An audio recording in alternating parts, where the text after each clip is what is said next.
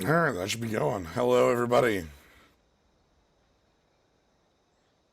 Hope you're all having a good day.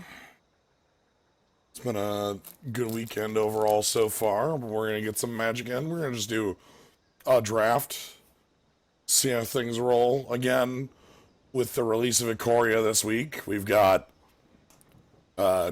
drafting with humans, which reveals a lot more about the set in my mind, rather than just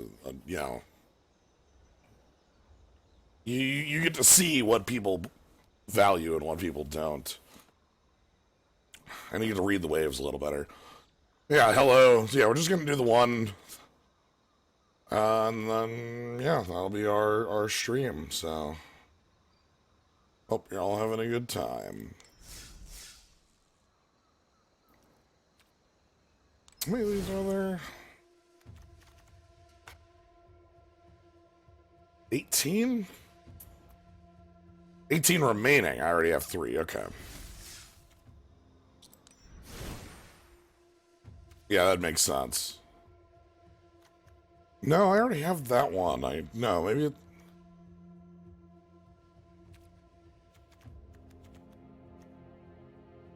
Anyway, hello everybody. See, people are in here. That means we're ready to go. Let's just go ahead and jump on in. We get our we got our Doom Inevitable Godzilla. This is the one for our friend Yadara, who's shown up in so many drafts. Let's see if they continue to show.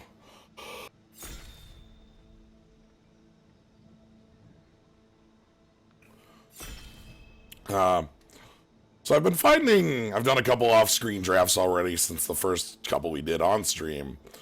I've been finding that, like, it's really important to consider mutate and what your mutate curve looks like. In the sense that, like, say here we've got a Migratory Greathorn, a really good mutate thing, but only if your curve below it is worthwhile, right? Like, you can't mutate onto General's Enforcer. Anyway, this is a pretty easy pick to me. Hunted Nightmare. This has a drawback, but it itself is a 4/5 menace for 3. And if you can get it down early enough, maybe you don't care about that drawback. It's a little heavy black. That should be fine. We have a Menace Liker here. I don't think that'll table, but if it does, we'll be in a hella sweet position. Other cards in here, I like the Great Horn. General's Enforcer is actually pretty cool. Fixing. And the Forbidden Friendship gets work done. Start off with the Nightmare. What do we got next? Our follow-up. Polywog is a really, really good mutate enabler. Boot Nipper is also a pretty good mutate enabler. Corpse Churn is actually pretty strong recursion. Not the strongest. I think green has that. Okay, removal-ish stuff. I think the two in my mind are the Polywog and the Boot Nipper. But I like the Boot Nipper right now because it doesn't set me in a second color. Like, if we can keep black going, keep black open, and then see what opens up, you know, do we keep seeing blue, red? Do we see black dry? Things like that. We're drafting with humans, so Boot Nipper gets that touch or lifelink based on your choice. Okay, I like that one a lot. Cavern Whisperer is a good mutator. Hey, Brushwig, how you doing? Farfinder is another good card as well.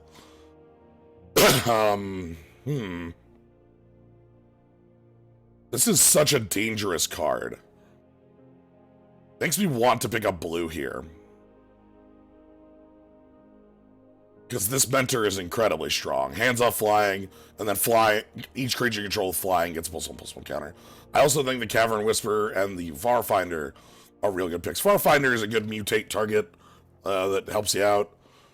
Cavern Whisperer is a very strong, aggressive mutate. I think we'll try this out. We'll see with the Wingspan Mentor. Yeah, this is also another good mutate target. Alright, next up, Call of Death Dweller. That looks like it could be fine for us. Green actually looks pretty heftily open in this pack. Worth noting. Do we want the Call of the Death Dweller? All of our creatures are pick-upable by this, and that is pretty nice, especially like handing off either Death Touch here, Menace here. Essence Symbiote is one of the best mutators, along with the black 1/1 that like -2/-2s. Do we want to pick into green right now? Kind of like the call, and maybe we can get some early drops that make more sense with it. I haven't played with this card, so I think that should be interesting at the very least. Let's see if green continues to be quite open. It does. But here we go. Now this was the mutator I was talking about. This is one of the most powerful things you can kind of mutate onto, because it hands off -2/-2 removal. Other things in here, the strength, Survivor's Bond is very good recursion. I'm noticing green wide open. We probably want to take advantage of that. Blue looks okay, but green is looking a lot more powerful. I just like this Mamba a little more. Let's see if we can find some good mutates to throw on it. And here, green's gone. That's Mutual Destruction. This is some removal we can pick up. It's Bone Splinters, but it has Flash if you control a card with Flash. Another Boot Nipper. Boot Nippers, again, I like Boot Nipper with Death Touch. You can actually do a lot of Death Touch pinging shenanigans in this set, and that gets really dangerous. Mutual Destruction. We don't have a lot of tokens, but we definitely could probably throw things away for like the sake of killing a big thingy, and I'm okay with that. Capture Sphere is the other card we can pick up in here. Not certain how blue is going to be in this deck. It may or may not be going on. Black obviously is real, but blue has not yet been. Okay, Gust of Wind. Nothing in here screams to me at anything. Like, this is not much. Maybe I just pick up the Crustacean and call it nice. Gust of Wind is okay as well. I don't like it at sorcery, but I do like it at 2 mana. And Escape Protocol is like a bad Astral Slide, which is to say it's fine, but... Okay, Frost Lynx and the Otter, both good 3s.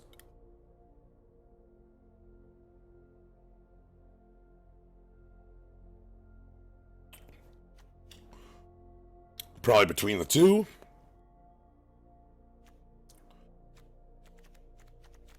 And we're good with more Frost Links in here. Both of these are good in with any sort of mutate plan. I like Frost Links for pushing forward. Okay, table on that. Poacher's still here.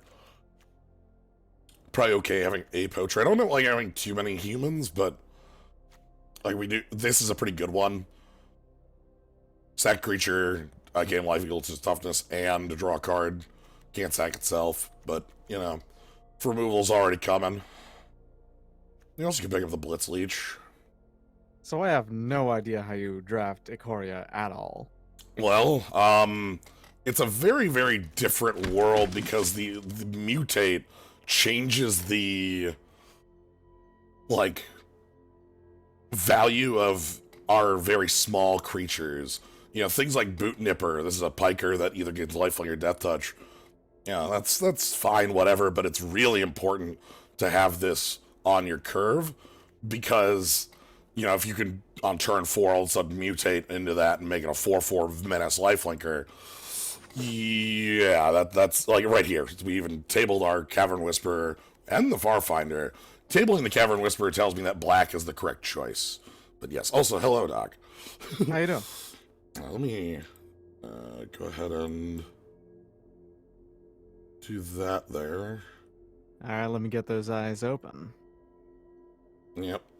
Yeah, Farfinder, I'm going to pick the Cavern Whisperer because we don't have as much, we don't have any mutators at the moment. Like, this is the biggest thing in our deck, and we do have some mutate likers, so... So basically, Mutate is so omnipresent in the set that it is extremely something you have to consider when you're doing curve stuff. All 5 colors have access to extremely powerful mutate cards. Gotcha. Like, and not even, like, some of them, like, they're at higher rarities than others, but every color has something where it's like, oh, you know, mutating is super powerful, and I need to make sure that my deck is able to take care of it. This here, Dreamtail Heron, for instance, is one of my favorite mutate cards. You can play this, so the idea is with this mutator, you know, you control, you know, Piker with Death Touch, you overlay this on top of it, it becomes a 3/4 flying Death Touch that draws you a card immediately for 4. That sounds pretty good. Yeah. Yeah. And so, and effectively has haste. In here, I'm pretty happy seeing another Zagath Mamba. I know we don't have a lot of mutates yet, but I tend to value these, the enablers, a little highly. Because, so one thing with mutate as well is that you can't, there's also a Tri-land here. That's nice, I don't really. You can't mutate onto humans, which means if you're going to be playing low curve humans, they have to be very powerful or worthwhile. You can't just, you know, or your deck doesn't care about it, right? You know, you might have a deck that's around because like Sanctuary Lockdown, for instance, real good reason to be playing humans. You know, anthem your team and give you a you know, end step tapping. I think here I'm fine picking up another Cavern Whisperer. You might be able to tell I still haven't really landed on a second color. Yeah, no, you are everywhere between blue and white here. Yeah, or even like if I saw, you know, some rare that all of a sudden changed it, I wouldn't feel too bad about jumping. Like Dire Tactics is fine for. Straight up Esper isn't represented in this set because this is a wedge set, right? This is a wedge set, correct? Yeah. All right, I don't think I need to talk much about why I want to pick Deadweight. Because Deadweight is always good. Every time it's ever been printed, it's really good. The first time it was printed, it did a very good job of dealing with early drops. The second time, it killed morphs. And the third time, it does a very good job of keeping the board clear enough so that your opponent cannot mutate. One of the other things about mutate is that you can see with Cavern Whisperer here, the card costs 5, the mutate's 4. So it's also a way to jump the curve.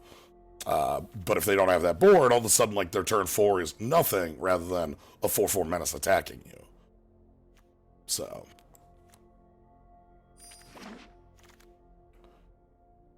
Another Cavern Whisperer, another Wingspan Mentor. Wingspan Mentor here is something, there's one of the reasons I did have blue here. Because it hands off flying to non-humans, and right now, that's the deck. It lets your snake grow wings, and then it teaches them how to fly better. Right. So I'm still very hefty on that. There's another Cavern Whisperer here. There's also an Otter.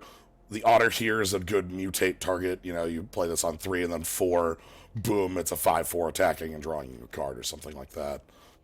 I just love the idea of a wizard that goes around and does nothing but just make sure everything is some weird asshole flyer. You know, like that shark, for instance. That'd be a pretty good flying shark. Like, oh god, that shark's pretty good. It's got these human bear hands or whatever. It's got these bear arms, but like, what if it had wings? There's a card in Dominaria that's like Arcane Flight, and the art on it is like a cat with wings on it. And the flavor text is like, I don't know, some wizard put wings on a cat and it fucked up the whole ecosystem. It would. It really, really would. They already fuck up the ecosystem just by, without wings. Think of what they could do with them. Alright, so blue is looking pretty real here. Bouncing Shark is a really, really good thing because Bounce is kind of an interesting counter to mutate. Everything goes with it. Ooh, neat. Polywog Symbiote is probably just fine. I know there's a Farfinder here as well. This is, you know, usually this sort of filler is like, whatever, it's fine, filler, Land Surge. But when all of a sudden next turn I can make it a 4/4 Vigilance, it does have a little bit more power behind it. But I'm going to go with the Polywog Symbiote and get ourselves make sure that our blue is real. Speaking of which, oh boy, Archipelago. Is that a gigantic snapping turtle leviathan with crab claws? Yes, All right. very Six much. creature type leviathan. Good to know. Yeah. The other card of power in here is Grim Dancer, which comes into play with 2 of Menace, Death Touch, Lifelink. I'm gonna go ahead. That's a lot of value for a 3-mana creature. Okay, not much choice here, but I am happy to pick up a Frostlinks. Other things that Mutate makes more powerful. +1/+1 counters. The way Mutate works is that you effectively get one of the, you mutate over, and it gets one of the 2 creatures' power toughness. So you mutate on a Fertilid with a, Pouncing Shark, it becomes a 4/3 with 2 +1/+1 counters. So that is the specific reason that this adaptive Shimmer exists. You play it and then mutate over it, and then it is mutated with 3 +1/+1 counters. I don't really care about most of this pack. A lot of green going around here. Titanic, Rex, and our big old Wolf Bear. That is a real big boy. That 11/11. Jeez. Yeah, it cycles. Trample. Yeah, it cycles to hand off trample. And one of the things about it is that there's a decent amount of ways to pick it back up in this set. Reanimation is pretty real. There's multiple uncommon black reanimate spells. Neat. So, for 5 or 6 mana, you could just be playing it right back up. Here's another crap. Crystation is supposed to be like crystal crustacean? Yeah, I think it's a crystal crustacean. Ah, I see. It's a handsome crab. Mm. It's a bit top heavy. Little bit. I'm fine having one of those. Here we are at the dregs. That's fine by me. Sleeper Dart is nowhere. This doesn't do what you immediately think it does. It doesn't tap this creature. So it doesn't actually do anything. It is a 1-turn freeze, basically. Yeah. Thank you. So one thing about this is that we are doing human drafts. And human... Nice. Nice. Pack You're 3. not playing that. Yeah. So now I was going to say, we're doing human drafts. So sometimes cards are very low picked because different players have different ideas of what's playable, what isn't. The person next to us, or maybe the person 2 or 3 picks down, who is in Mardu, is going to get this card. And is going to go... Yeah, they finally put in 8-person draft pods on Arena, Yeah. so it is now you have to use actual drafting rules for drafting. This is a pretty easy Arena. pick for me because Heartless Act is a 2-mana Doomblade. Mhm. I mean, I So say Doomblade. so Doomblade. Yeah. It's like a Go for the Throat or a Ultimate Price, or it's like 2-mana destroy target creature with condition. The thing about it is that it also, if it fails to meet the condition, still works. So like, your opponent has a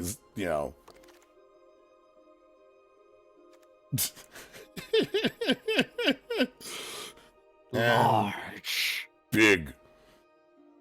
Plus 20 plus 20 is, that is certainly Big. a number. Big. But it taps it. See, that's what makes it big. Yeah, but you just play post-combat. Yeah. The first, right? That's the plan, and then it's like you didn't lose anything. Correct. Yeah. Yeah. So I actually like Grim Dancer here. I also could pick Dismal Backwater, but Grim Dancer seems pretty good. the fact that it can like pick its keywords is really powerful. And then of course we can, overwrite onto it and give it even more keywords, more power. I wonder if they're going to be going forward with like having just keyword counters, like instead of those cards that you have to specifically mark down what it gets. Yeah. Like that guy from what is it? Innistrad, who just gets like one of whatever keywords that you want from this gigantic list. Yeah. I don't really see much I care about in here. Maybe I just pick up this turtle. That's a bigger Kraken hatchling. What the heck? The rarity is really good too. I didn't mention it because it's in 2 of the colors we're not playing, but yes, Kraken Hatchling has gotten power crept by a turtle. Dang. I feel like Kraken Hatchling was pretty good still. I don't. Yeah. Okay. But yeah, the rare in there. Wow. Yeah, we have another one too. Not really feeling any of these, so I'm gonna pick up some fixing to make our deck a little bit better here. This is so we haven't seen a lot of white. This is one of my the mutates that I see in white that is quite powerful. There's also a common one that is like a 2/3 flyer that gets a +1/+1 counter on mutate, which gets very dangerous very quickly. White also has pacifism, which is really good in a set where you're piling your creatures on top of each other. Yeah, that sounds about right. I'm just gonna take this nice little elemental jellyfish. Okay, it's not strictly better than Horseshoe Crab because that's a 1 in a tap. Yeah, 1 in a tap. Right? Yes, correct. So 1 in a blue. yeah. Remember people complaining about keyword cards and some paper magic. Honestly, ability cards are easy to remember them. Embalm, Internalize. That's because Embalm and Internalize were a goddamn mistake, and putting those in the same block was a wrong choice. Like, I cannot stress how dumb of an idea that was. It's on the level of Morph and Megamorph in the same block. Yeah, which they made that mistake that first time, and they realized that it was a mistake that first time. The biggest like tragedy of that block was how cool Manifest was. Yeah. And how well, it's definitely going to come back at some point. They're aware that Manifest was great. It's just that it you know, it was just an annoying thing to also have Megamorph alongside it. Right. It feels like. Not that like Megamorph played bad. It's just that it was Morph 2, the sequel to Morph, and there was nothing different about it. Right. We were all right. Yeah, we'll take more. Oh, wait. No, hold on. I was going to take this Mamba because having more Mambas is cool. You know, we already have 2 of these. But the card next to it is something fierce. I was not aware that Hybrid Mana was in the set. Hybrid Mana's in the set. Okay. This card means your menace creatures need to be triple blocked. Which, well, your menace creatures aren't ever going to be triple blocked. They're just unblockable, thanks. triple blocking is basically something that doesn't happen unless it's absolutely necessary. I'll take more fixing, thank you very much. I think that fixing came back. Yep, that was a table. You know that you're the only blue-black player in the table, then. Yes.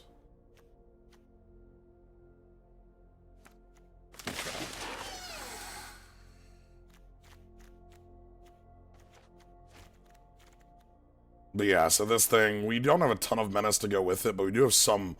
We have this here, which is a 4/5 menace, the Grim Dancer, which can menace. And then Call of the Death Dweller brings creature back from the grave with menace. So. Oh, sorry, and our Cavern Whisperers. So having a menace. So if you had the Grim Dancer in the grave and you use Call of the Death Dweller, you could choose the other 2, Death Touch and Lifelink, and then you could give it menace with that third one. Yes. You know, it's a great thing to have, though. Death Touch and menace, so you can't be blocked by 3 or more. Oh yeah, come block this! I'm gonna kill it. Oh wait, hold on. Well, it's still okay on defense, I guess. It's just you would never be blocking with something with menace, 3 times menace and lifelink. Oh, I'll take Durable Coil Bug as our last pick. This is actually a very, very good card. It's interesting. It's another card that is like, you kind of want these early creatures that you are able to mutate onto if your deck is about mutating. And this is like a not a reassembling skeleton, a sanatorium skeleton. I couldn't tell you. I don't remember what the cost of that is, and what skeleton in particular. Well, skeletons, you know, as you're well aware, they'll have a lot of different ways of the showing off regeneration. Yeah. There was one that had this ability. It was like 3 mana, pick it up from the grave. Yeah. Yeah, for certain. I just don't remember what it was, which one it was. All right, so let's. I think because you got that last pick, the only other player there's only 2 players playing black at the table. It's you and the Mardu player, which definitely exists after Ruinous Act was put down. Yeah. And the thing is that they found a white or red card in that same pack that was better for them to pick up. Yeah. So I'm just taking a look. Right now, our removal is not going to be super hefty. Like, we have Deadweight, Mutual Destruction, Heartless Act. We don't have any of the 4-cost murder in this set. So the common in the set that is our kill spell is Black 3, destroy target creature at instant speed, and then put a menace counter on a creature you control. Dang, those common kill spells have gotten like pretty efficient and good, huh? Yeah, it used to be that sort of thing was like 5 mana, destroy target creature, sorcery speed, with like you gain 1 life. My favorite is definitely the Theros one of costs 6 mana. Ooh. Destroy target creature at sorcery, you gain 2 life. Ooh. That was the good stuff. I want the Grim Dancers in here. Man, I want to play Triple Theros again just once. Just once, you know? Triple Theros holds up. Yeah. It was a fun set. It genuinely was. I want the Call of the Death Dweller in here. War of the Gods sucks so much, though. Wingspan Mentors are going to help out. Polywog Symbiote lets you... So Polywog Symbiote is really goddamn cool. That discount is extremely meaningful. You know? Mm-hmm. So, what else do we want? We probably want the Frost Links. All right, I'm going to be completely honest and upfront here. I was going to wait until you actually played it and I could see it in action. I actually still don't understand how Mutate works.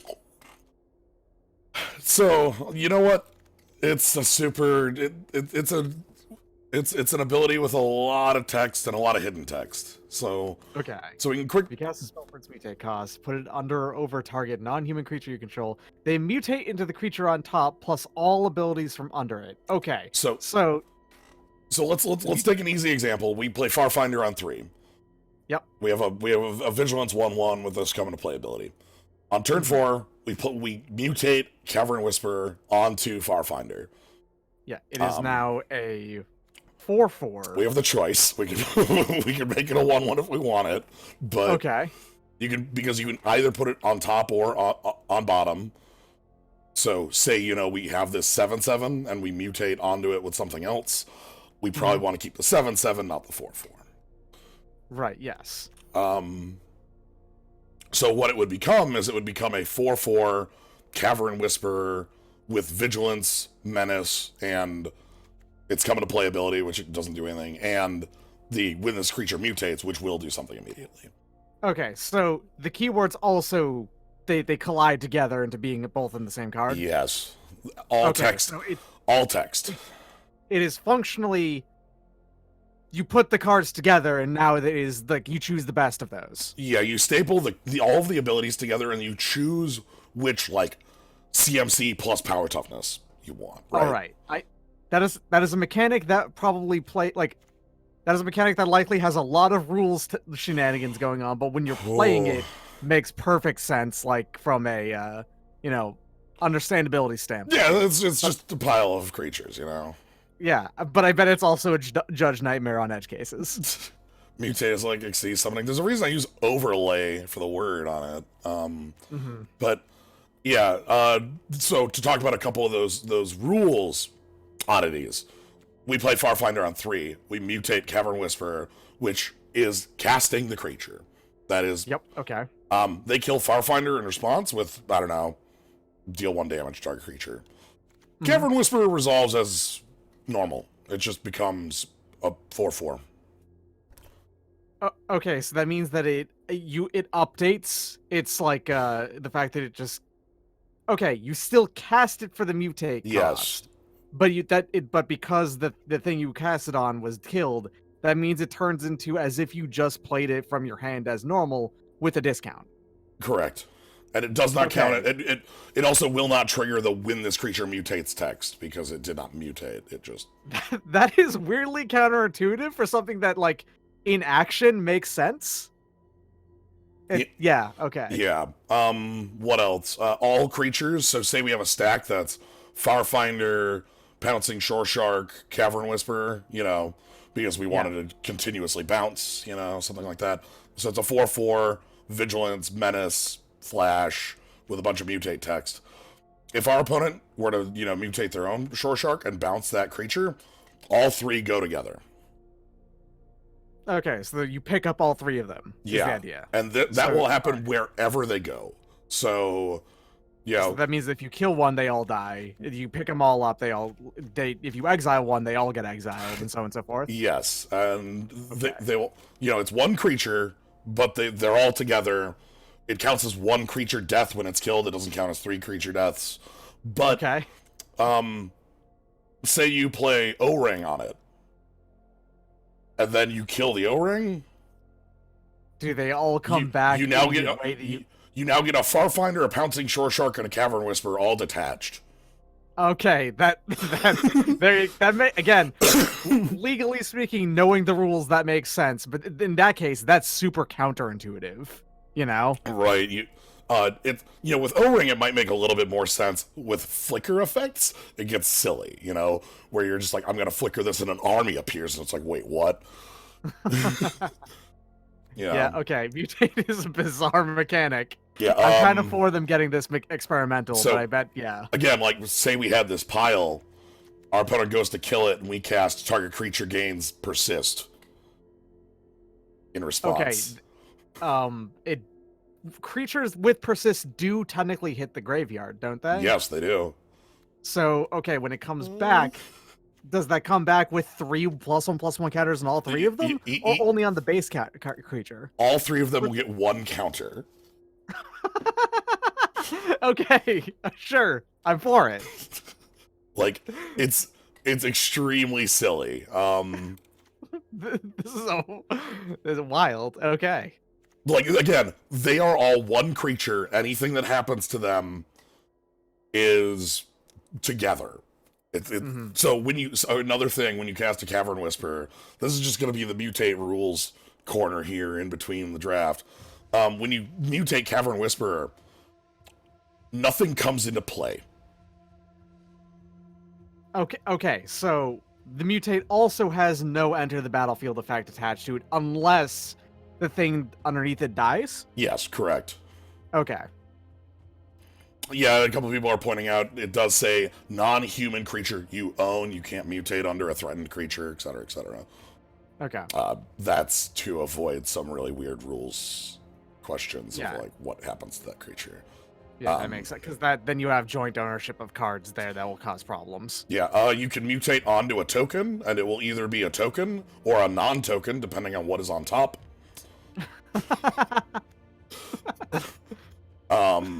You can also use mutate to hide your legends. What makes... All right. This is Bestow 2 as far as rules nightmares go. Yeah. I get it. It's very hilarious how involved it all is and how it all functions, but it's also a ton of fun to play. I could definitely see that being the case. One thing I do like about it, we'll see this as we go, but I talk about this a couple times, and I'm gonna bring it up again here. When we're talking about Bestow and we're talking about Theros, usually we're talking about Hyper Voltron, my 9/9, flying lifelink double striker crashes into your 10/10, flying. Super monster. Everybody has their own huge monster. Power and toughness are out of control. You die in 1 hit to anything.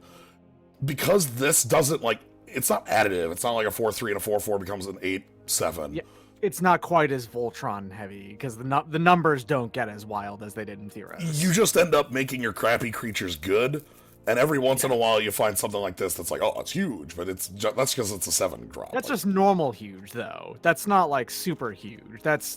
That is you're gonna have a 7/7 at common in every set. That kind of thing. Yeah. One more. They're there to be board busters, and that's a normal thing in the game. That's in every set. So it's not the wild shenanigans of numbers that happen in Theros. Yeah. It's not that one centaur that gets +3 +1/+1 counters So- every time you Or target even just it. like how many times you triggered heroic on your favorite hoplite, you know? Yeah. That one, it's a little bit harder to go more than like 8-9 though. Right. But also, on that note, removal in this set, pretty goddamn It's real. really real. Yeah.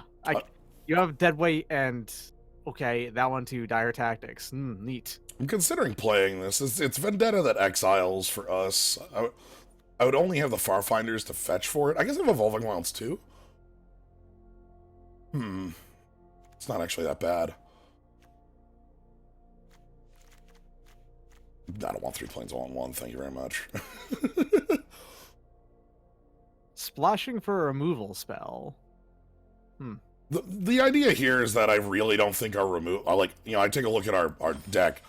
It's like 6 non-creatures. We only have 3 removal spells, and we don't have any. Yeah, no, I see you, but it's just it does always feel weird to splash for a spell as opposed to a creature in draft. I've always felt.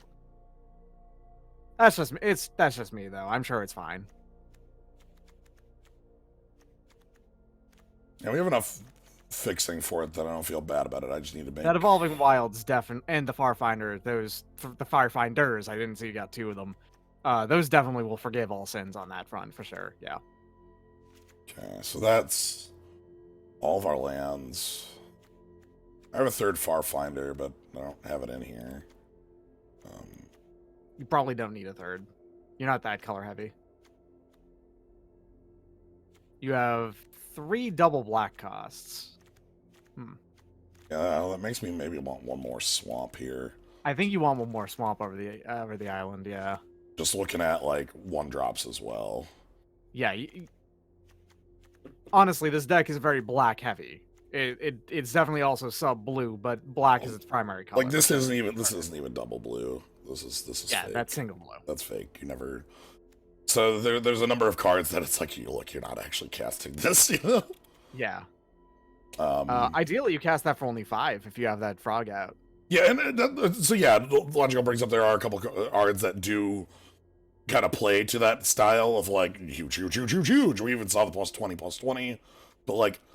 But it's not a basic overall, mechanic of the set on every creature that you want to play. Yeah. I'm just going to leave Call of the Death Dweller as our one piece of recursion and leave that. And then have the Dire Tactics. The Dire Tactics is going to ding us unless we control basically Wingspan Mentor. But I don't care. Like, I'll play Vendetta. Thank you very much.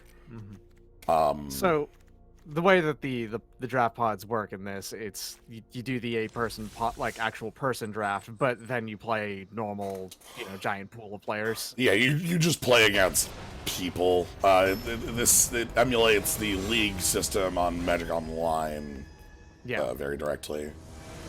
It would be nice to do a proper 8-4 again someday online. Yeah.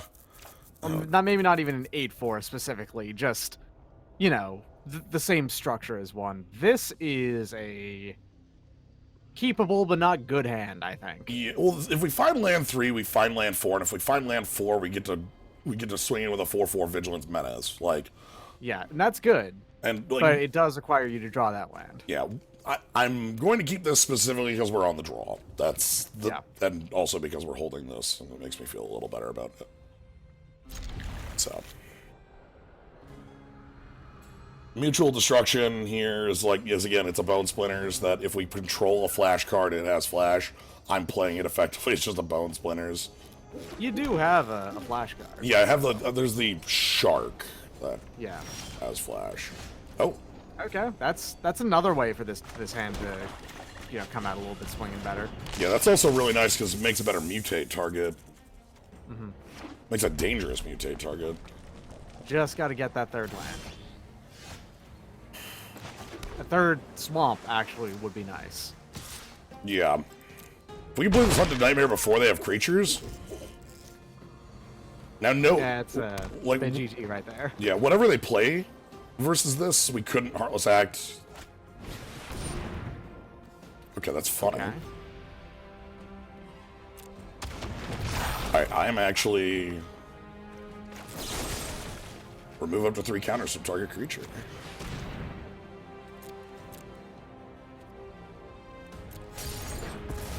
The reason I want that dead is because if they do have a, like a 4 mutate, that'd be something like a 7 power thing coming in. Yeah, because counters... Yeah, that makes sense. Counters play really, really well with mutate. Yeah. Okay. Ooze. And that's the second draw in a row with no land.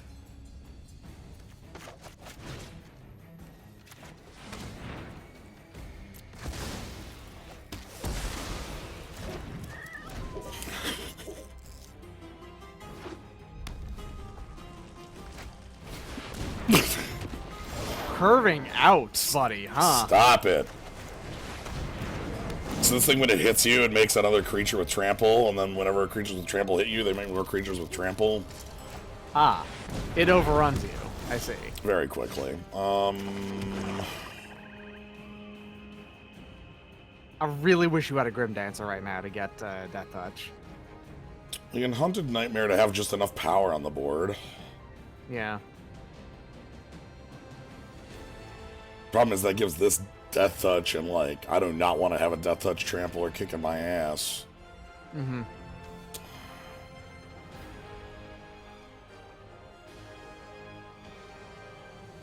This is gonna hurt really bad. Tarzan 3. So if I go Cavern Whisperer, mutate, that discards a card out of them, and then like, if this hits me, it makes another 6/6. This is a 6/6 trampler that makes another trampler. Like, All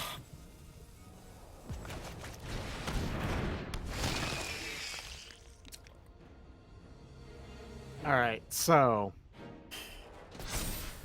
Okay, they put it on the thing that we weren't expecting them to put it on, right? Because they put it on the red. yeah, that's fine by me. This is also a trampler, by the way, which triggers the okay. Trasher. So, like, they can attack with this, and I won't block it, and they'll get a 2/2. They're just gonna fight. Oh wow. Okay, that doesn't trigger that because that has combat damage. This is not going great. no.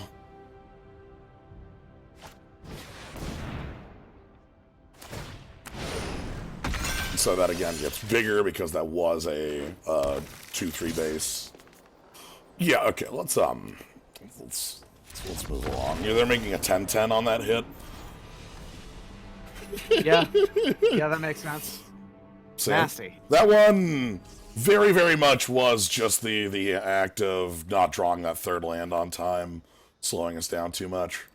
I don't feel bad about the choice because our hand had enough action to make it move, and the chances of drawing a third land are 15 and 33, 15 and 32, 15 and 31, which is, you know, Quite high. That's a coin flip-ish.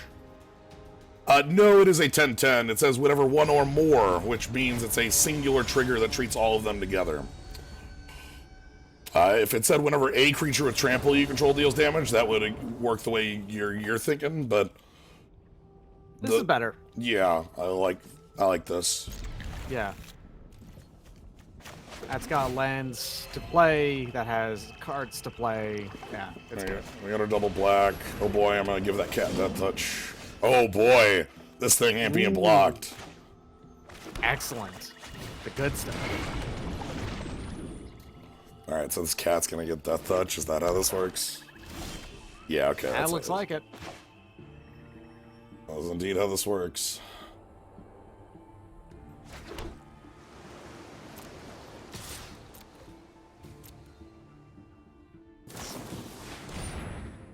Sure. If you're gonna use that on a 1/3, go for it, buddy. That also implies they might have a lot of removal in there. Yeah. Right. The reason I'm okay with that is because I would much rather that there than on the Howlbonder, which is a little more... Yeah.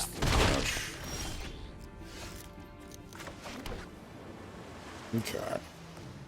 Ooh, that's nice.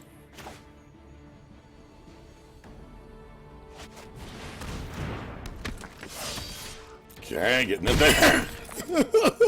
Alright, now our Menacers are triple.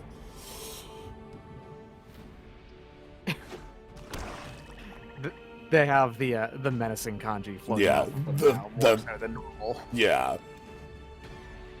We can even pick up a creature from our yard. Okay, that makes sense.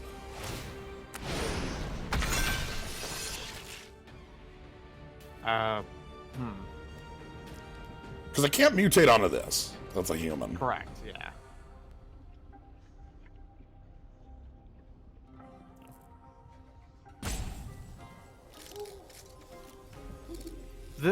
The flash upside on mutual destruction is very small. I'm mostly thinking of keeping it because I want to kill this damn thing. Yeah, no, I'm not saying get rid of I mean get rid of the shark, Yeah. not the mutual destruction. Sad about getting rid of the shark, but that's kind of the part I want. That's fine if you want. You can literally just pick the shark back up. No, let's do our...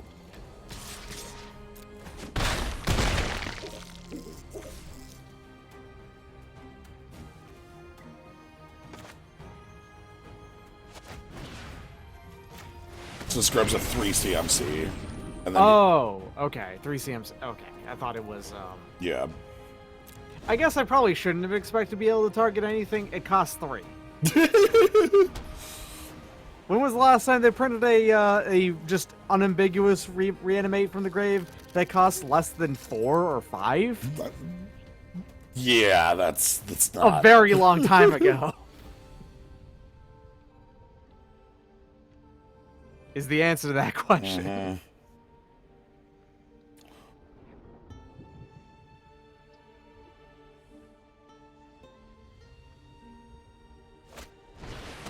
Okay, that's getting murdered.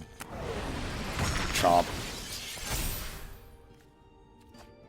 So the thing they added is, oh god, okay, so if we go here and then I hit view mutations,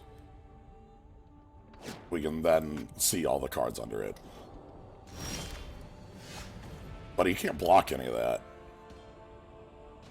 Yeah, it's a you're dead next turn, just kind of like flat. So it's going to be very hard to deal with everything you have going at their head here. Everything I control has hyper metas.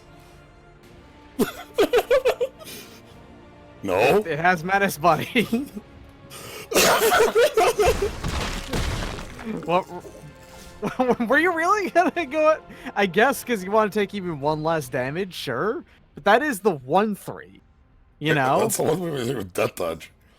Yeah. Good game. Yeah, they're gonna start. Oh, they're missing red. Oh, are they?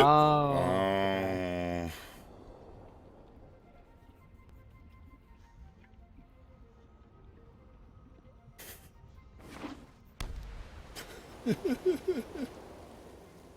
think they're still missing red. Going off of what they just played Yeah. right there. Oh well, it happens. We're missing white, but also, like, I'm discarding. I didn't play the Evolving Wilds on purpose, you know? Like, Yeah. alright. Anyway, our opponent did get to show us the mutate pile. It gets a lot of text. It gets a lot of text. You can get really dumb really fast with it. Mutate seems like it turns the game into Yu-Gi-Oh! For a bit, and that's weird. This is the same hand as the first one, almost exactly. Yeah. Like, all right, go for it. Look, I maintain that it was a correct decision to do it that It was time. the right decision this time too. Right. Okay.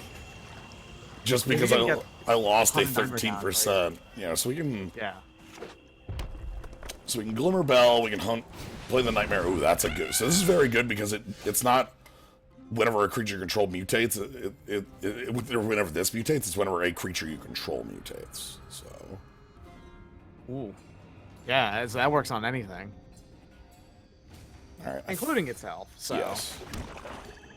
Yeah, I think I'm just gonna leave up Heartless Act. Sounds good. If they go for a mutate, I will let it resolve, and then when the trigger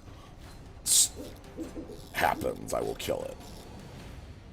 Or if they, only have... So there's a good 3-drop mutator. It's 3/4. When it mutates, rampant growth. Oh, gross. Yeah. That's really good. Yeah. And if they play it here, you know, it'd be attacking for 4, and it would rampant growth them. Of course, it would not attack for 4. I would just go ahead and play Auto Sack and kill. But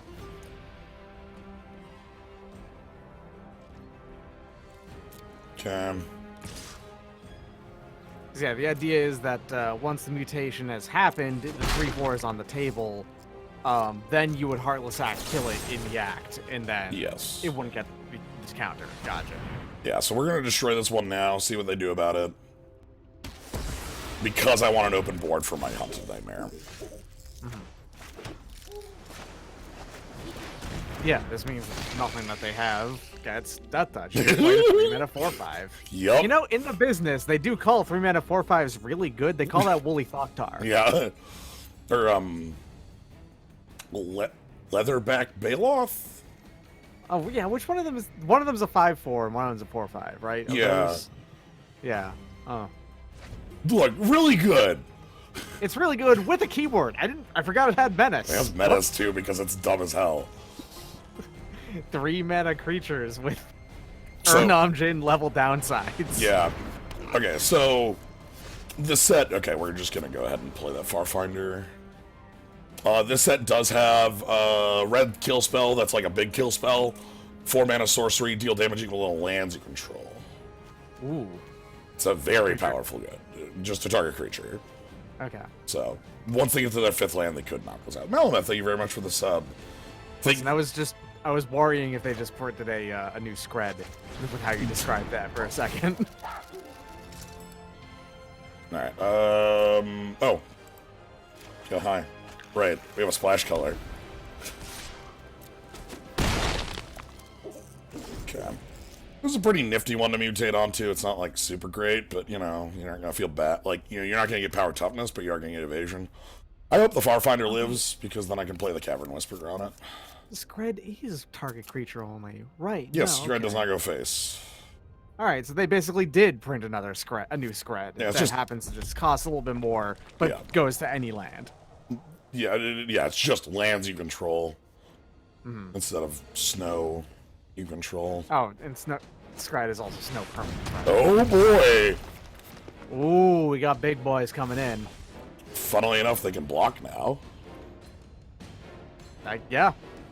Yeah, they can.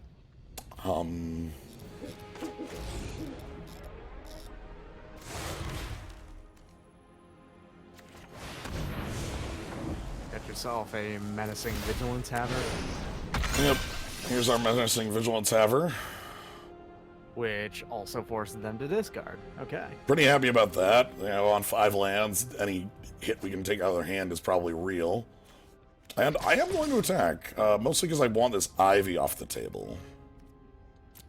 Yeah, they can trade one creature out of here if they want to, and then they can't block again on their other 4-power creature. So. Correct. Also, I want this off the table. Yeah, because that thing is going to be a wonderful thing to mutate onto at this point. Yeah, it's a very dangerous... Yeah, they mutate onto it, all of a sudden there's a 9-power creature attacking me, and it's like, oh god, what's going on here? We have double blue, double black. We are all set. This Polywog Symbiote will hopefully get us to the Archipelagor. The Archipelagor taps creatures equal to them or things you've mutated on this creature. So it'll tap 1. Oh, they were ready. They were going to kick your ass. They were ready for kicking your ass. Oh my god. That's an extremely kicking your ass creature. Wow. Okay. Reach trample for a 3 on a 4/4 that costs 3 to mutate. Oh. Yeah. Also, on mutate, destroy target artifact or enchantment. This is a pretty reasonable card. It's reasonable. It's okay.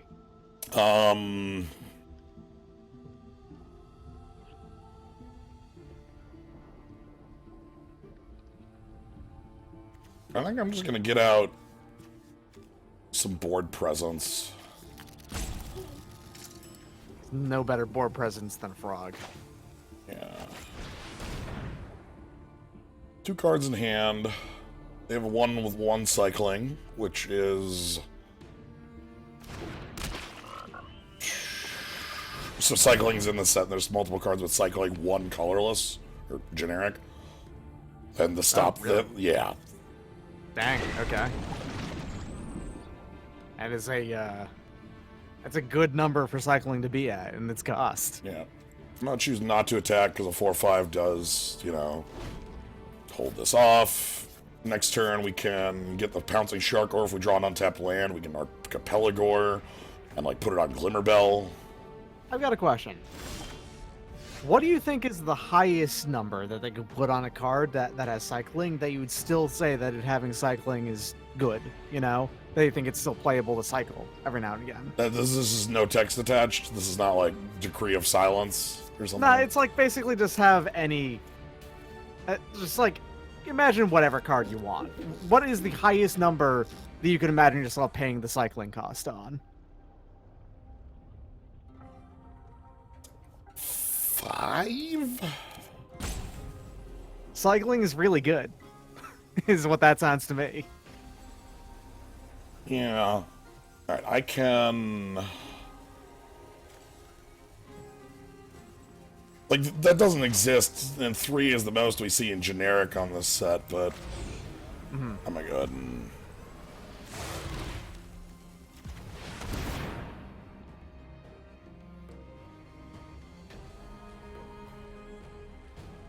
So this gets us a loot.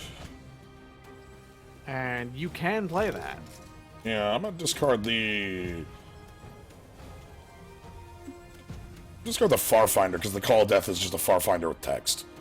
Yeah. That gives it. Alright, then we want the big.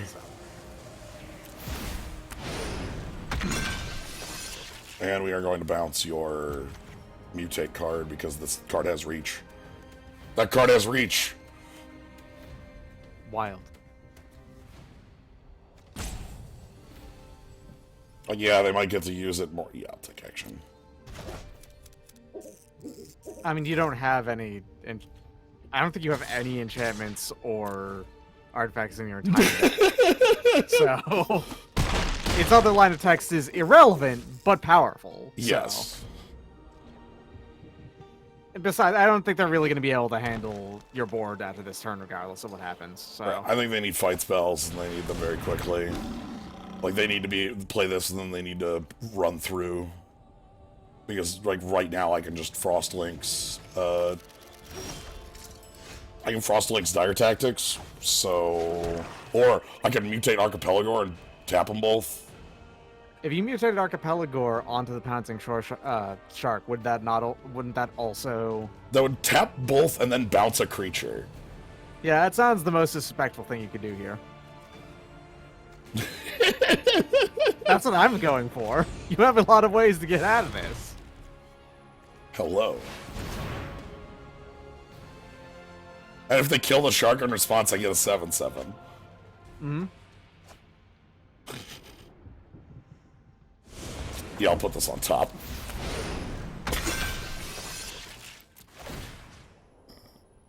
Bounce that. Tap those.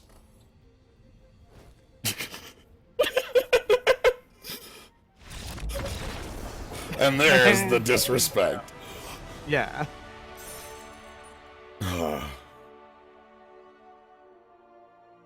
You could have handled 3 creatures on that last turn easily. Yeah. And we're attacking with like a menace creature and a flyer, like... A flying 7/7. A flying 7/7 that can untap for 2. Yeah. In case I need to be blocking. With flash. I love that it just gets so much text. It's just... This is all of the mana in the world, but you do also... You only have big boys in your hand otherwise. The Farfinder is at least a creature to put down early, and then you can mutate onto it. Yeah, without the Farfinder, I wouldn't like this. And, like, it is Yeah. perfect mana, because it can grab our double black, and then, like, all the rest of our... Yeah, and then the Farfinder can grab your single blue in case you wanted to hard cast that Leviathan ever. Yeah, so... They went to 6.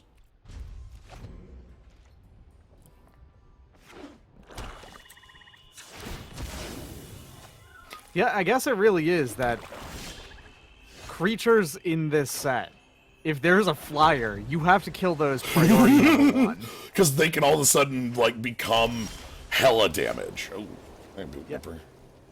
In hindsight, I guess that time where they killed, one of your opponents killed that the 1/3 real early on, turns out that makes sense Yeah, and because I mean, that had flying. yes, where they traded it off and tried to, we're trying really hard to kill it. Yeah. Yeah. All right, my hope is that they just, yeah, all right, this is sweet. We get to go ahead and mutate. Over. And we get a card out of their hand.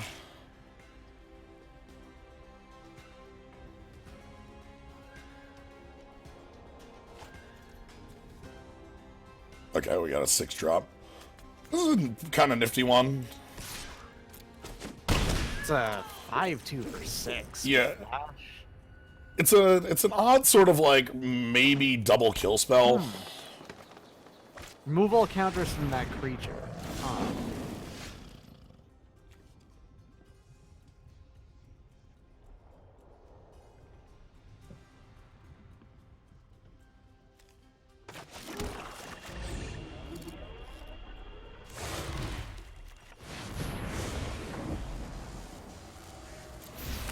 Chomp. Pretty good. So making them discard and then bouncing. Cavern Whisperer seems really great. Like, just this makes the downside of this functional gigantic stack of creatures that you're investing in make a lot of sense because it is still getting stuff out of your opponent's hand. It's functionally going to be card neutral on that front by itself. You know? Yeah. And then No matter what happens. Right, and there's a blue one that instead of a 4/4 menace is a 3/4 flyer that draws, does the same thing. Then you have some of the uncommon ones that are downright unfair. My favorite of them being there is a it's red blue 1, but its mutate is blue red hybrid, 2 mana. And then it says, when this creature mutates, pick up an instant or sorcery. What the hell? And then what? yeah, so for 2 mana, you just rebuy your best removal spell. Oh, gross. That's really good. Okay, and you can't block, so we're gonna hit you again. With the set name of Ikoria, Lair, Behemoths, or whatever, right? Of course it was going to be that this was going to be a very creatures are extremely good set. But dang. Yeah, there's also a similar one that picks up creatures as well, but like there's some... Okay, they're gonna put a lifelink counter on that. Sure as hell not attacking. That...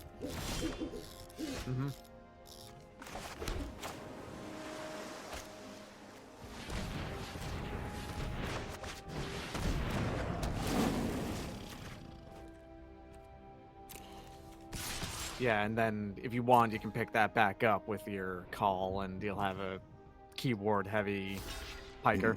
Sounds good to me. They finally did draw the Divine Arrow. Well, now you have better targets to pick up, I think, don't you? Yeah. Actually, No. not really. Let's just pick up the Boot Nipper. Suppose so.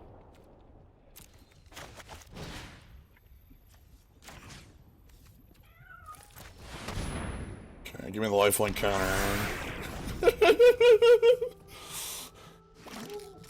Okay, 2 cards left in hand, 8 life. This does lifelink, and it does pump team on mutate. So, it's just something a little bit to worry about. I'll be holding this land for the rest of the game because 8th land doesn't do anything.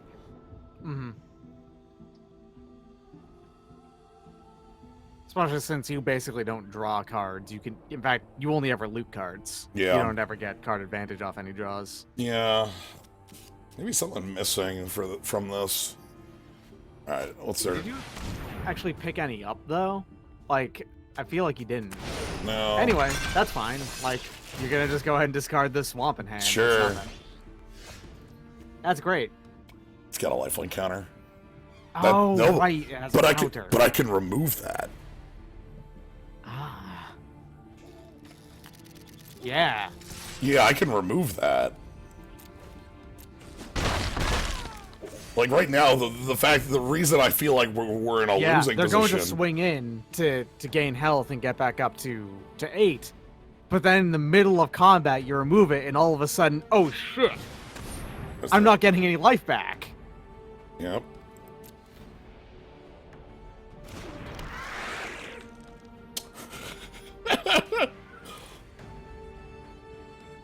All right, so they're actually not going to swing in. They're just going to try and block your menace, your powerful menace, right? I would take the 2-for-1 every day. Yeah. Wait until after they do stuff. All right. If you want a 2-for-1 on this, they kind of gotta, right? Because otherwise they're gonna. Well, I mean, my plan would have been to be aggressive with my lifelinker here and not try and block with it, because just like, yeah, they gain life off that, but like they're at 10 now. Yeah. That's could have gotten a lot more life off of that if you had just swung in. And now I'm holding a Heartless Act. Oh god, Biolante. What's up, Biolante? So when Biolante mutates, if we had let their creatures resolve, pick up 10 power of creatures from the grave to play. Oh, nuts. So I got bad news for Bio-freaking-Alante. Go ahead and do the Heartless Act of playing Biolante. Beloved Kaiju. Alright, that mutual destruction right here is a great draw, actually. So, like, if they had mutated that, if they didn't lose the Boot Nipper, for instance, they would have picked up their entire goddamn yard. That is... That's dead. They're dead. Yeah, don't kill this one. Because that one drains too. So... Target you, sack you, submit.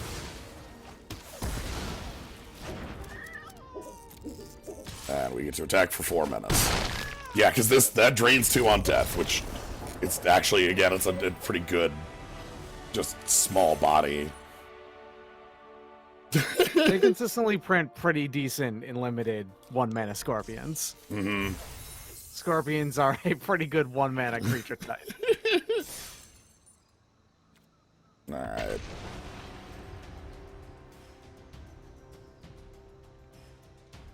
Yeah, I think they needed to not do that double block. That was an unnecessary choice. Especially, like, had they mutated Biolante, I don't think I could have won the game. You would have been overrun with creatures at that point. Right, and one of the creatures they would have brought back was a removal spell, and, like, all sorts of... Yeah, that double block was strictly the worst option that they could have done. When, again, they could have just swung in and gotten health off of their lifelink and stuff like that. And sure, this is a lot of mana.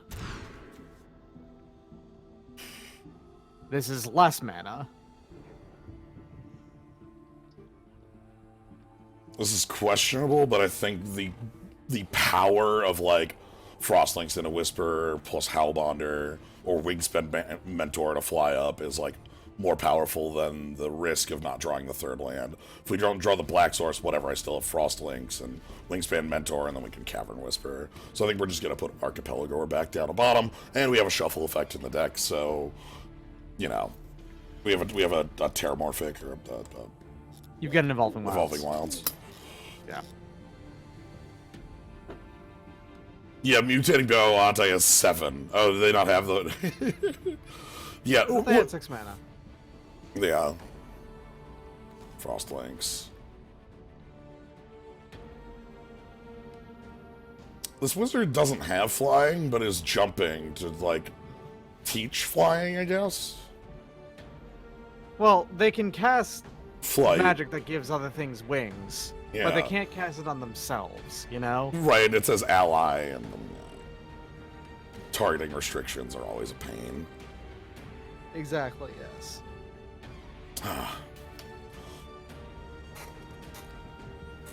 Yeah, this has been pretty good at showing exactly how much I love just like throwing mutate on things. This one in particular is just a really strong aggressive option for having a 4/4 menace. Yeah. Alright. Goodbye to you. Alright, just gotta draw some mana, and that's it.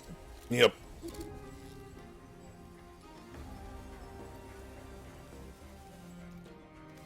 Okay, we're even, both on the Mold 6, so... Seems fine. They were thinking pretty deeply about their keep choices, you know. So same hat, basically. Yeah. Both in the tank. Honestly, probably had the same situation of like, this is only a 2-lander, but if it works, it'll work really. Which hell, that might mean that even if don't draw the land, maybe they won't either. Maybe they'll just both be in the tank. Sure, you don't have any plays though. If that is, and you're good. That's again. So the reason you see me do this more, like, you know, for the last, like, I don't know, 7 goddamn years, and I've talked about this math, but, you know, 15 lands left in deck out of 34 or 33 cards is like 40-some% on to draw land. Mm-hmm. And that percentage is definitely worth, like, when you're doing that twice. 40% twice is pretty likely to work. It's not guaranteed at all, but Yeah. it is. Because it's it is within margins that can help you win games more reliably. Yeah. And there is upsides to having a lot of spells in your hand. That upside is you have a lot of spells in your hand. You know? Also, okay, so I feel like this is extremely transparent.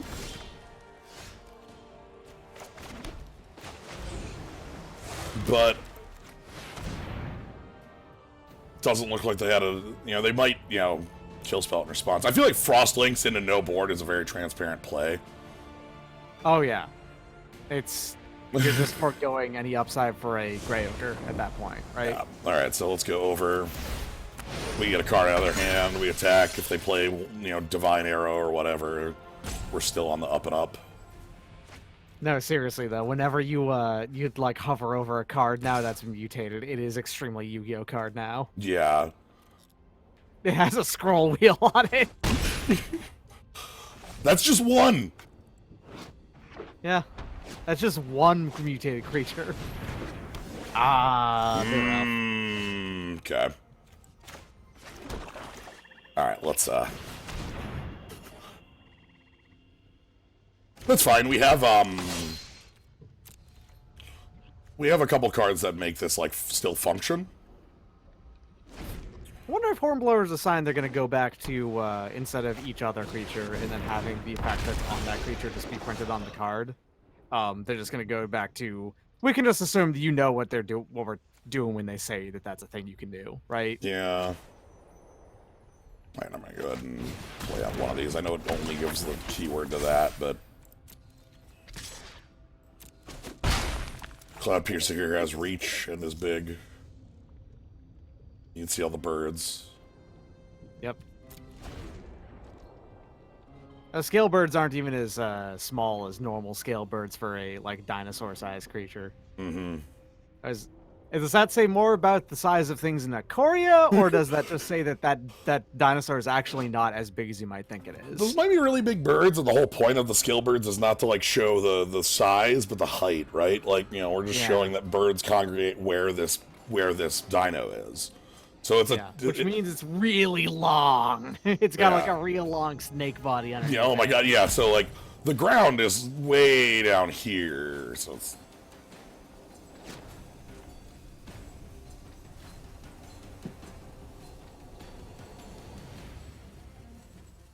Okay.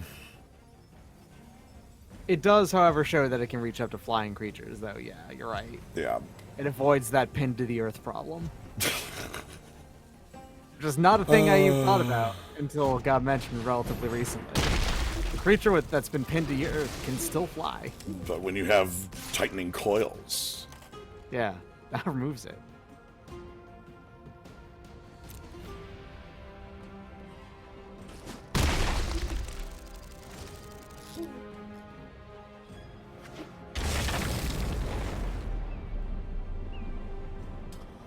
playing that says a lot. Yep. Yes, it does. They wouldn't be playing it for just two colors, right? That Right. would be... Well, I would definitely play this in a deck just as a duel that, you know, comes on play tapped. You know, for the 2 colors they currently have. I mean the act of playing it rather than cycling it. You know, that means... Then rather than cycling it, yeah, that means... Okay, yeah, fair. That means that they are definitively want the black. That's what it is. Yes. If you already had this much mana and you were just playing it to have it, then, yeah. Or it means that they have a 6-drop and they don't have any other mana. Either way, there's something that's saying. Right. My hope here is if we can mutate the Mamba and then deadweight, we can kill the Cloud Piercer. Alright. Alright then. That's a red card that targets flying creatures, huh? Yeah. Interesting. Normally it's the opposite. If there's any like flying restriction on a red card, it specifically targets only ones that aren't flying.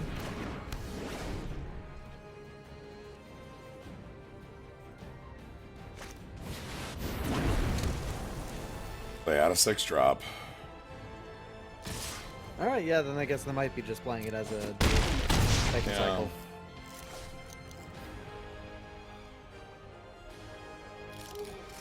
I want to draw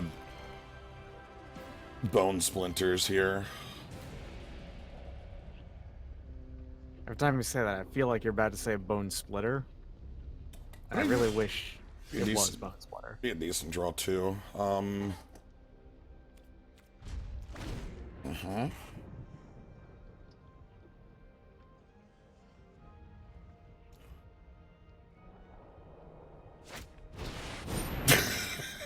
Shit.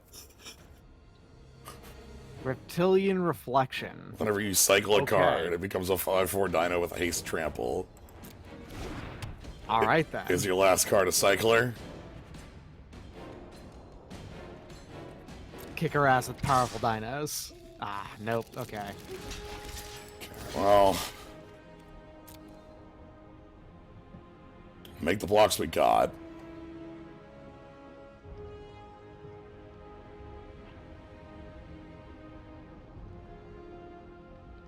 I want to draw Grim Dancer, though, then give it lifelink Death Touch. That sounds like a pretty good plan. Yeah, or just a kill spell for Lava Serpent. That'll work out just fine, too.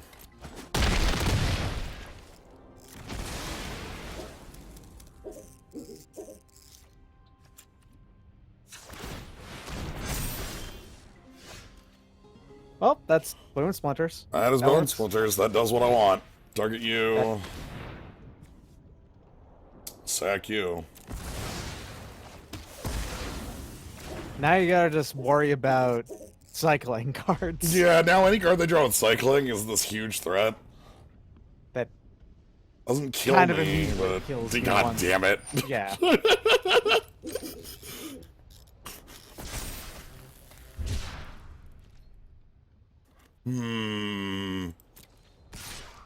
That is a neat card.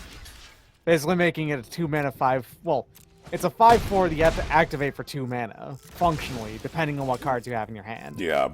And again, note, a lot of cycling is one in the set. Oh, right, yes. A lot. Okay. So it could be a 1-mana activation. Yeah. Let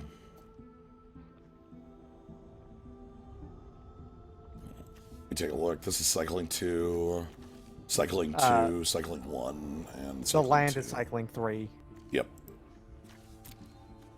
I feel like they might be able to dome us with the Helix. How many would that be? 1, 2, 5?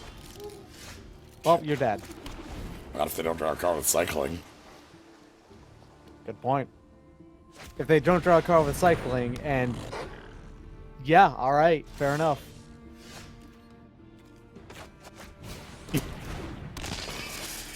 From Hell's Heart, etc., etc. You gotta work for it! So this card has double strike if there are 3 spells in their grave, or instants and sorceries. Nuts. That's a 3-power card that has double strike? That's rare. Yeah, you have to work for it. Like, 3 instances of sorceries in the art isn't like freebie. Yeah, but, it's not easy. Yeah. But They have it right here. Spell Mastery has proven in the past that even 2 is actually a rare activation, so... They obliterated my 1/1. I think you're extremely dead. Alright, got the bluff. Slain by Bob Barker.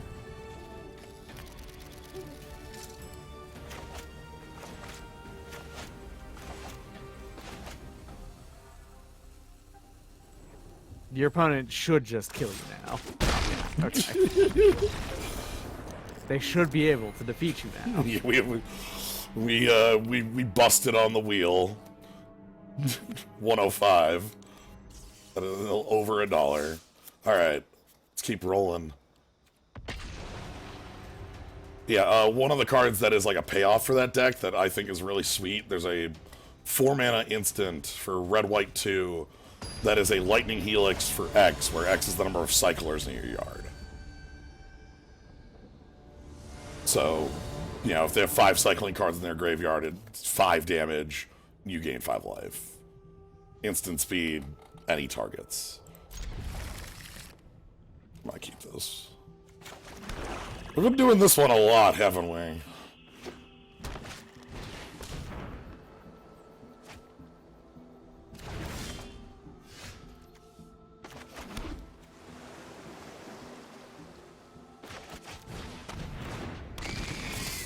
Give me that Mambo.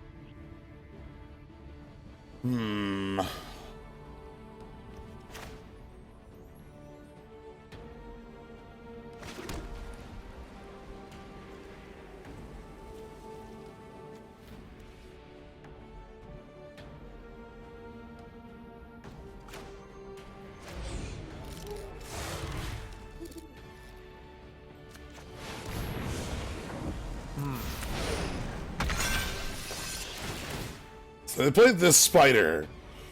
This spider is a danger spider. It's also very cute. That is a pretty good spider. Yeah. It's a man. That is the one of those mutation cards that will explode. Is what it is. Yeah. Oh. Speaking of mutation cards, they discarded Migratory Greathorn to their. Ooh. Good God, what is their hand? That's nasty. That's like one of the best cards I can see them playing next turn, and they kept 5 others. They might have like 2 more in their hand already. Yeah, okay, fine. Yep. At least 1 more in their hand. Yeah. On the other hand, I feel like you'd still keep that. Like, it's another mutation that... Okay. Are they playing black? Yes. They might actually just pick it back up. Yeah, alright, what do we want to do here? I think we want... You probably want to have something with that touchdown, because it doesn't have any evasion yet. Yeah, I can play that, and then, like... Because I can't play this and the Boot Nipper in the same turn. Oh yeah, good point. I mean, your Menacer can attack in already without the Pile Bonder, though. Yeah, this just gets us another Menacer on the board. Yeah, so it'd be a little bit more damage next turn. It does speed up your clock. Okay. I kind of want the... I'm going to go with the clock because we're at 20 right now. This could be dangerous because we could get overrun, but if they can't trample, at the very least I can chump. Yeah. You might be able to just run them down. Yeah. They fetched for a lot of red. Oh God, what is this? That is... Oh, geez, we got a player in Limited playing a Phoenix. Oh, no. So that's an 8/8. in the air. Oh no, the brushwag. Oh shit, they printed another brushwag? Yeah! I didn't know that. It's an almighty brushwag. Well, Nasty. the almighty brushwag.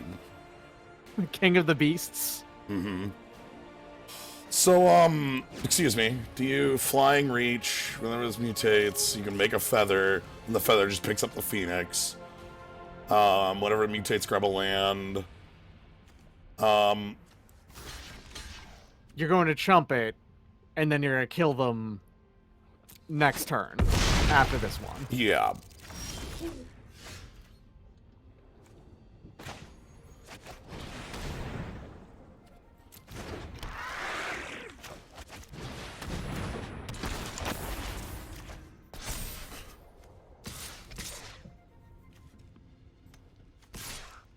All right, opponent.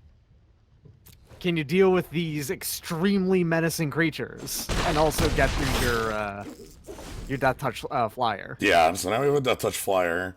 We're at 20. There's a double... They're at 4. All you need is... Well, you need your Cavern Whisperer to survive. Yeah. Anyway.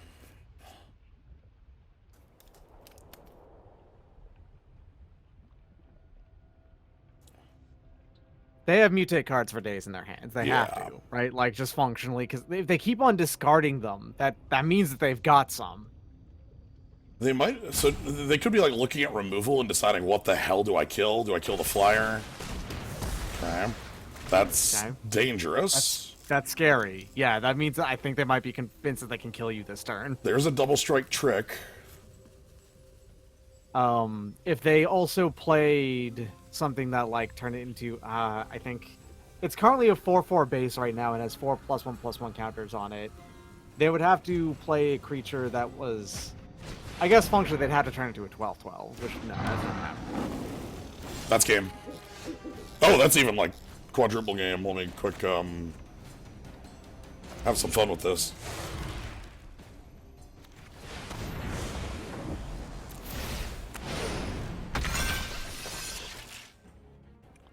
Take action.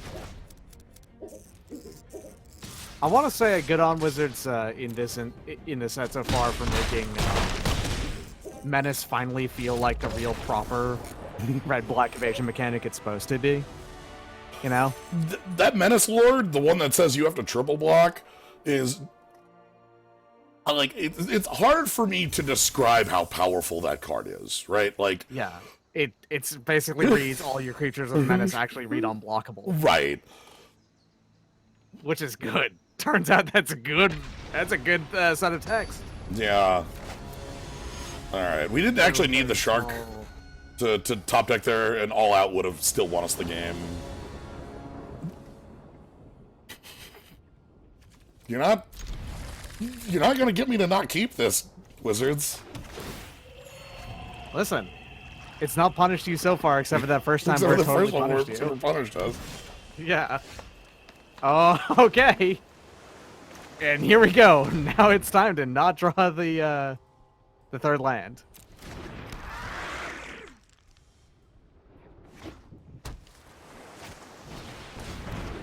Baby Godzilla. That's the shit. That's a Poliwag. That's Godzuki. I don't like that.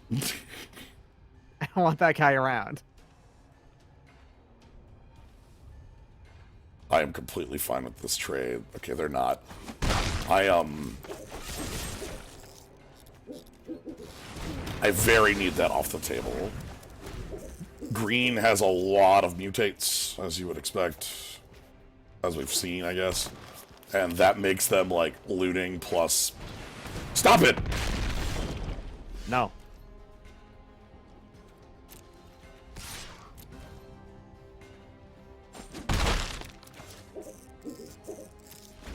Okay. Okay, they are full on Sultai. Yep, that's a supported one. We still have a the mutual destruction, the Bone Splinters, which is got some art as well. Just like diving into the mouth, yeah. Yeah, so that's one of them that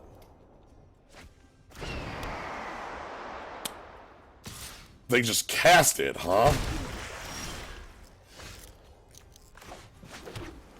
Okay, well, you finally have lands 2 turns after you really wanted them, but it happens.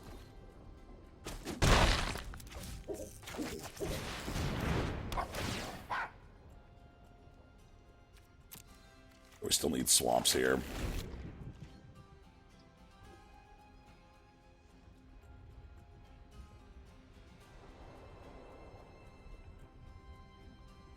Do you bounce the baby Godzilla?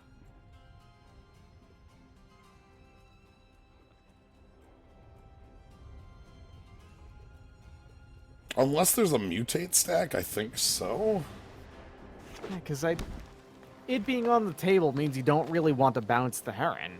Like that. Because I can just replay the Heron mutated for draw 2, discard 1. Like, yeah, like that's no, doesn't sound good to me.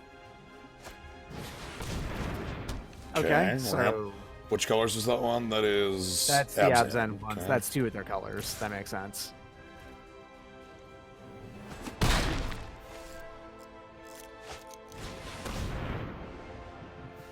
Alright, well there's just raw Grim Dancer, huh? Sure. I guess maybe I bounced the Grim Dancer then. Yeah, I think so. Oh, what's it got? That makes sense. Although that means actually just raw in your hand on board right now, you can kill it. And you can pick stuff back up. You have the call, so yeah. I don't know. Maybe that is better. Might bounce it and then attack all out. Like bounce it, Shark on the Farfinder, bounce this, attack for 6. Okay, yeah.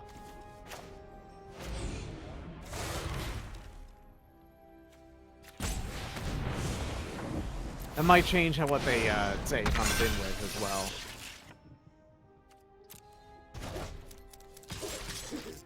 Because, like, we're pressing them now. Okay. It's like 2/3 of a Vampire Nighthawk. When you get to choose which thirds. Yeah, that's the thing. On top of having 1 more power. Mm-hmm. Okay, this time I will likely just Frost Links, move it out of the way.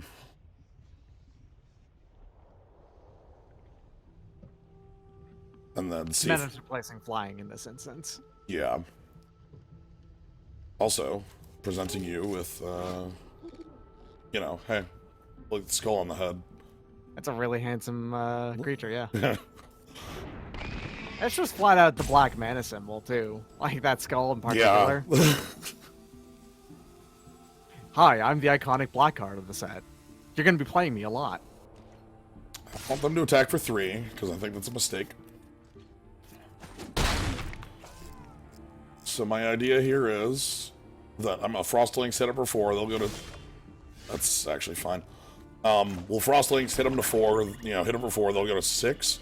And then next turn we can do like Farfinder, Mutual Assured Destruction, Call of the Dead Weight to just get all the blockers out of the way. Call of the Death Dwellers has the ability to pick up 2 things, right? If you yeah, up to 3 cost CMC. Yeah, so that means that if you had a 1 cost, you could pick that up with the Boot Never. Gotcha. That, what do you call it? That snake that you have. Yes. That and the Boot Nipper together would be a good thing to pick up. Gotcha. Also, a powerful part of this board. Sure, that cycles for a trample counter, and it is the 11/11. Gotcha, yeah. Makes sense. Now, here's the most powerful part of my board. It's the word flash. Oh, shit! It actually is nice! Yeah! Didn't think about that at all. So if they go for some hell dude... That's not a hell dude. It's just a normal dude. That was a heck dude at worst. Yeah. Mills 3 for a 3/3 trampler. Jerry hell dude. Pouncing Darrell, Pouncing Shark in the yard, and 2 layouts. Okay, this is okay. That's They've gonna make a hell dude. yeah. All right, they've correctly figured out what I'm doing.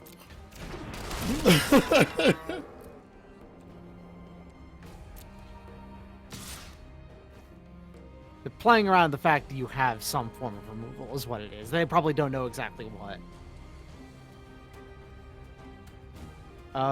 What is the most dangerous thing for you to remove here? I feel like it's probably the Grim Dancer still.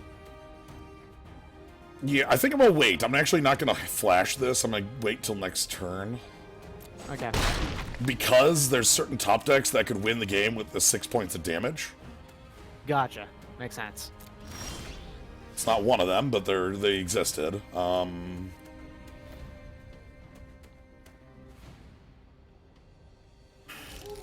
The Grim Dancer is definitely an issue. I don't want that to go off.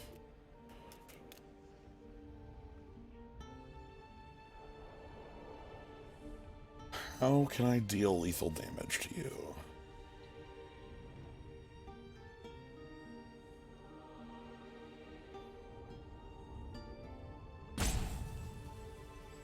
If you... I think you can. You have to... You can't do it with the stuff in your hand right now, but you could remove both blockers out of the way. Right. Because I'm sure you saw the line of picking up the Frost Links after sacking it. Yeah. But that doesn't actually do it, unfortunately.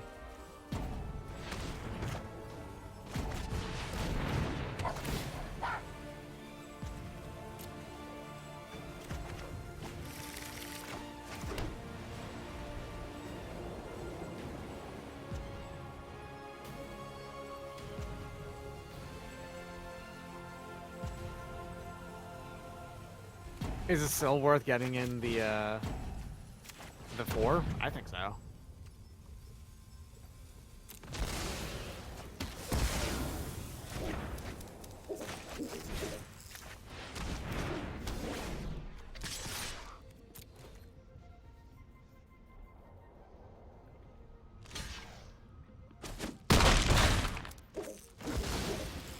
All right, so all you got to do is sneak in 4 damage. You have a 4-power creature on board. Oh, if you shit. get Ooh, nasty. Okay, that's gonna get gnarly. Now that's a hell, dude. That's a 5/5 lifelinker. Yeah. Nasty. Ah. Final card. That's not a very good draw.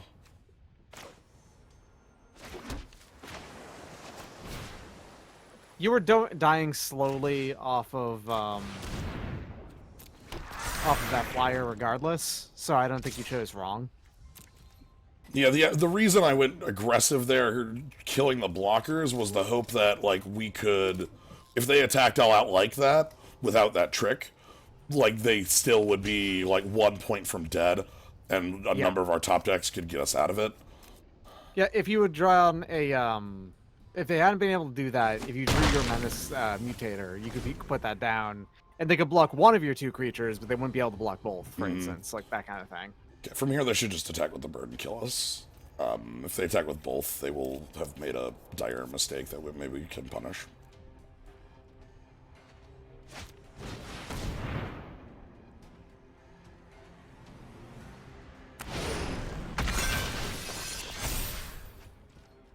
Just the bird. If you attack with the Whisper, you've made a mistake. Okay. The mistake there being that you could extremely double block that that creature and then kill it and gain some life because you had life link on that little guy. Yeah, they would go to 2, and then any mutate draw would be it. All right. So that's how that one rolls out. Did we ever... I don't think we ever used our splash, but I don't think we were ever harmed by it. Our problem was not a color, rather a quantity. Just in... I think that's shown right here. Yep, very 3 heavy. Our curve was very 3 heavy, so... And that's also not even revealing all of the 3s, because you also had a number of mutates that were on 3, I think. So... We had one Still haymaker. 3-3. That's completely average. 4-3 even. Oh, 4-3. Right, yeah. Yeah, so Slightly above. 4-3, as you can kind of see here, the cost is 1,500. You get 1,400 back, so I ain't gonna complain about that. 3-3, 4-3 is where you start getting most of your entry back. Mm-hmm. But yeah, this set is a lot of fun because it plays so... I don't have a direct... Weird. I don't have a direct comparison yet, you know, to this sort of mutate style where it's like, you can go tower, like, not a Voltron, but like a tower, but at the same time, you don't feel like you're going to get owned by, you know, kill spell on it, because, you know, you're getting card advantage off it. I feel like the set it's most similar to is Theros, but, like, it's not super similar to it. Yeah. It's just, the base ideas are roughly the same, but in practice, it's very different. Yeah. Oh boy, and then we got these friends. The EDH generals. Legendary Hellion, hell yeah. Hellion, I think, might very well be the creature type now with the most number of legendary versions of it versus the common versions of it. Because there's 3 legendary Hellions, if I remember right, but there's only like 9 Hellions total. There's that's very true. I'm trying to think of any other creature type that just like only shows up on Legends.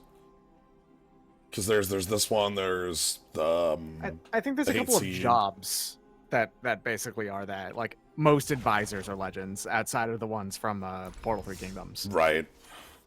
But yeah, no, this is a super fun set. And I really am enjoying playing it so a lot because it doesn't play, for one, it doesn't play like anything directly like anything else. It has some similarities to like a long game format like a Rise or a Towers format like a Theros, but in its own different way. The other thing I love about it, I can draft it with players. Yeah, that's pretty good. Having actual players do that stuff means that you get to do draft strategies for real, finally. Right, like, you know, you can see rares come around that might not normally make it. Cards are valued very differently from person to person, and you might have somebody who is super like, okay, you know what? I see this for pick one, pack one, bomb rare. I will stick to those colors forever. You might have someone who is, you know, feeling it out, changing a lot. You know, there's a major difference between this. Whereas, like, you know, when you do robot draft in Eldraine is always going to feel exactly the same because after a while you just know how robots are going to draft, and you'll never see this card confidently, but they also draft consistently. That's the killer part to me, is the consistency of it. Very much just gets rid of a lot of the fun of the format. Whereas, like, you know, with this, you know, over time people are going to figure out, oh, these are really strong cards, this is something we should be first picking, and it will change, you know, as our opponents make their choices. So yeah, also we'll get more Godzillas. We got a lot of good Godzillas in here. We got Statement on Space Godzilla. Yeah, they had to remove the word Corona from it. Right, because it's solar. They had to make a statement on Space Godzilla. The Statement on Space Godzilla. Please, everybody, we have to talk about Space Godzilla. All right, I know nobody. Space Godzilla's problematic. Right, I know nobody really wants to talk about Space Godzilla, but we as a company do not condone any of Space Godzilla's deeds here.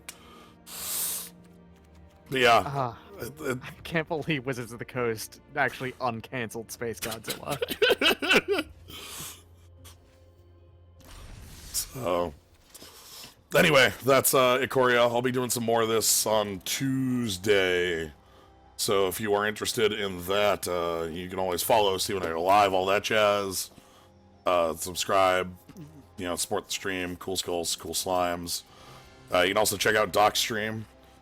Hey, how you doing? I do stuff at sword.zone. Yep, just go over to the Sword Zone. You can check things out. So, other than that, that's all I got for tonight. So, thank you all for joining. Thank you, Doc, Yeah, for have a good joining. one. Yeah, I'm glad to finally see the set in action. I had absolutely no preconceptions of what it was, and I am glad to hear Mutate is fucked up. Okay, we didn't even get to the dumbest mutate line because I don't think you can do it in limited. You know how all the cards go in the same place if you bounce it, if you remove it, if you kill it? Yep. If you grip tied it. Oh my god. Your opponent's Holy shit. What happened there? First from the top, second from the top, third from the top. There you go. Oh All right. no! Grip type becomes stunted growth? Yeah, they're not drawing new cards for a while. Yeah. Own goal. So, yeah. Anyway, that's it for tonight. Thank you all for joining. Have a good night, everybody. Mhm.